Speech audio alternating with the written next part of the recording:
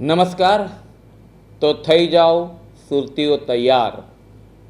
આવી રહ્યું છે ઇન્ટરનેશનલ ઓટો એક્સપો સુરતમાં તારીખ 15, 16, 17 અને 18 માર્ચ 2024 સરસાણા ખાતે chamber of commerce and industry દ્વારા આયોજિત કરવામાં આવેલ આ એક્સપોમાં સમગ્ર શહેરના સુરતીજનોને પધારવા માટે હાર્દિક આમંત્રણ પાઠવીએ છીએ.